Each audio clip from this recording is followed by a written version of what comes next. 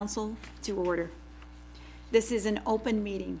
Right here on the corner, on the wall right around the corner as you walk in is the actual Open Meeting Act that's made accessible to all members of the public. If you would you please all join with us, stand for a moment of silence and as well the Pledge of Allegiance.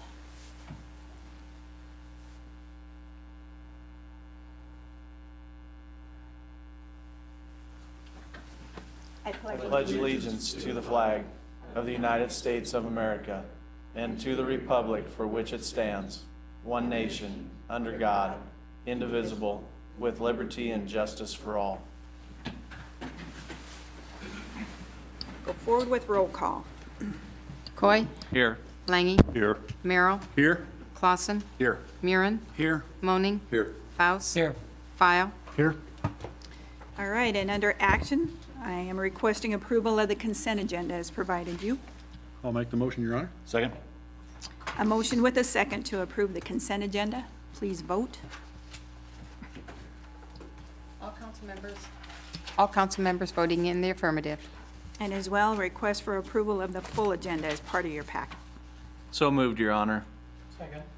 A motion with a second to approve the full agenda. Again, please vote. All council members voting in the affirmative. All right. We do have a special presentation tonight, a proclamation for March 2014 as Problem Gambling Awareness Month.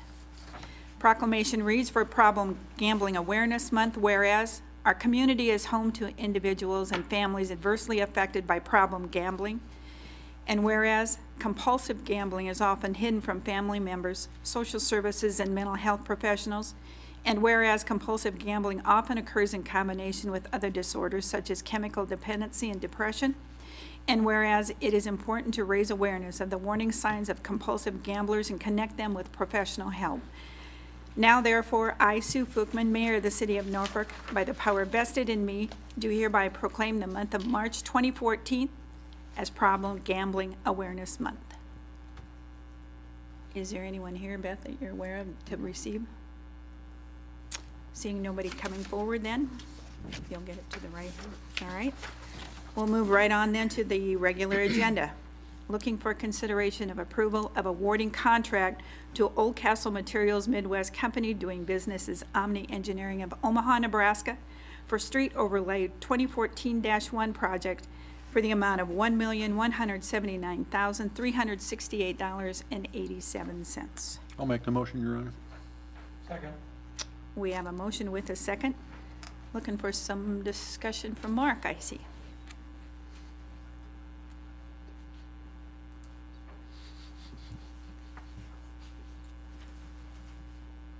Mayor and Council, this is a project, our street project, our big street project for this summer, where we'll be milling down the concrete street 2 inches and then replacing those 2 inches with 2 inches of asphalt, basically resurfacing of the streets.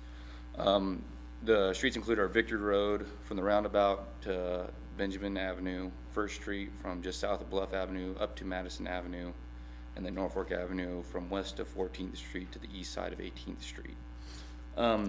Being such a large project, I just want to bring a few things to your guys' attention. I'm sure I've already had some inquiries about why there was only one bidder on such a large project. We sent notices to all 11 asphalt producers on the state's approved producers list as we modeled our specs and our design mix off the state's standard specifications. You know, these contractors typically have mobile or temporary asphalt plants, and they're not permanent setups like the local concrete plant here in town.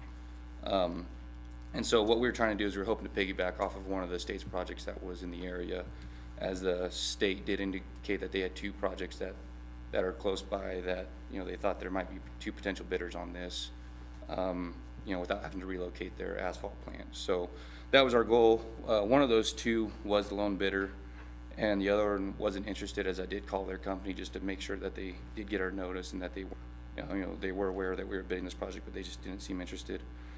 There were 4 plan holders. One was the lone bidder, and the other 2 were asphalt producers on the list, but they didn't have the interest.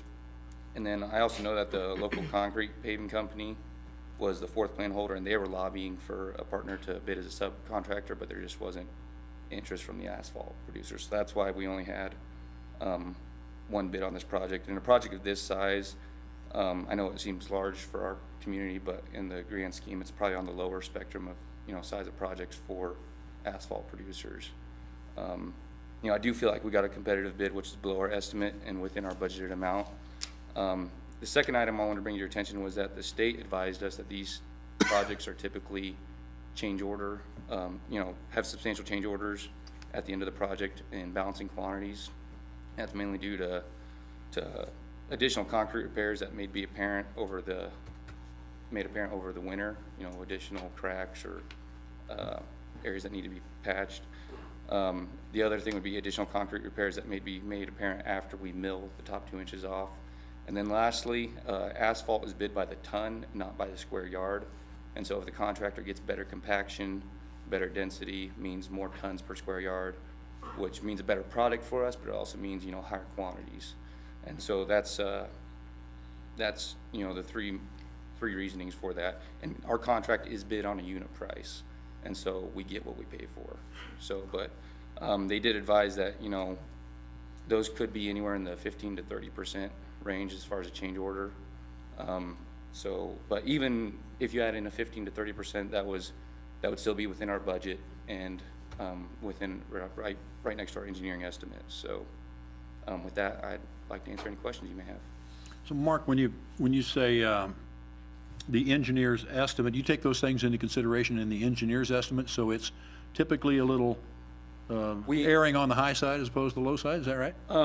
We try to get our estimate as close as we can, probably on the conservative side, and then we add a 10% contingency to our estimates.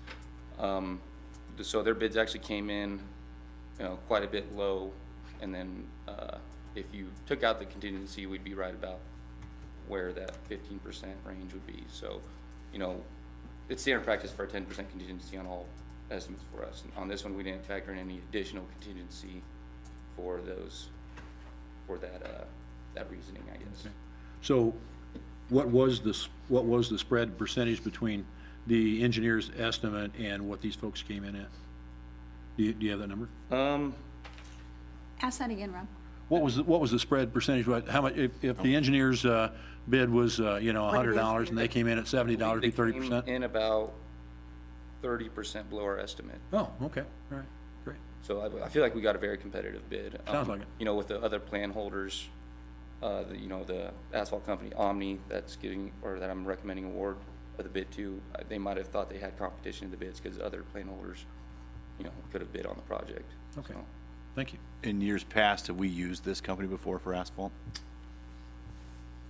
I'm not sure. We haven't done an asphalt project since I've been here, so. I think Omni has done some work for us, but I think it's been a number of years, 10 years or maybe more. Okay. But I believe they're a nationwide company and they have a brand, their local main office is in Omaha, if I understood it correctly. Any other questions, council? Nothing further? Then I would ask you to vote.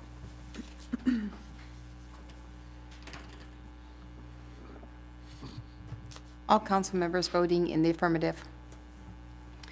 All right. And next will be consideration of approval of ordinance number 5285, annexing property located generally at 1230 West Monroe Avenue. Your Honor, I'd move consideration of ordinance 5285 on first reading. All right, we have a motion with a second. Dennis, do you want to talk to this for us?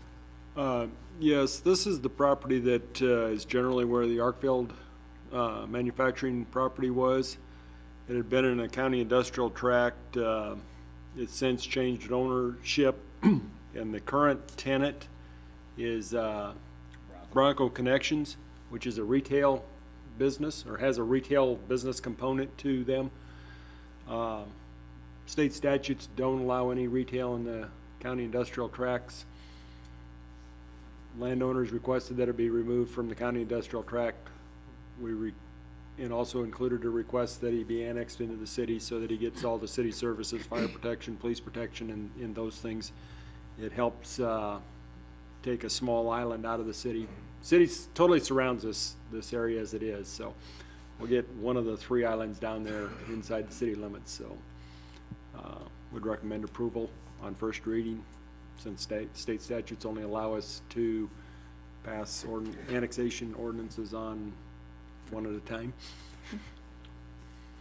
Okay, any questions for Dennis at all? Dennis, what was you recall the original reason for county industrial tracts? They predate me, but I. Really? Not you, Clint, huh? Wow. But, well, at least my Yeah, work in yeah. my work in government, in the government area. My belief is that they were out there, that they were primarily there so that cities couldn't come out and annex these properties and make them a part of the city. And it was economic development tool to a certain extent. And it was back in the days when municipal government was primarily supported by property tax. That was one of the primary revenue sources for the city. So there was a benefit to go annex developed property in that it brought you some property tax base. You know, the city of Norfolk at this point in time, we want to go annex those things that are retail in nature, because sales tax is our #1 source of revenue. This would already have been in our NPPD service area, so it won't have any impact on our second largest revenue source. And it'll have a small impact on the property tax. But Thank you. Council, any other questions at all? So the properties directly north of they're already within city limits. The city limits out there, you've got, actually, the property that's immediately north of this is Love Signs. Yeah. And they're still in the county industrial tract. And the property to the east is Peterson Ag. yeah, And that's in a county industrial tract. but we're only talking about this particular property tonight. The only one that's come out of the industrial area is the Arkfeld one, and that's the only one that's being annexed Okay. tonight. Any other questions? Okay, if not, short title. An ordinance of the City of Norfolk, Nebraska to annex to said city a part of the south half of the north half of Section 34 and part of the northwest quarter of Section 34, all located in Township 24 North, Range 1, west of the 6th Principal Meridian, Madison County, Nebraska. All right, with that, I would ask you to vote. All council members voting in the affirmative, ordinance 5285 carries on first reading only. All right, and since there's nothing else on the agenda, we're adjourned.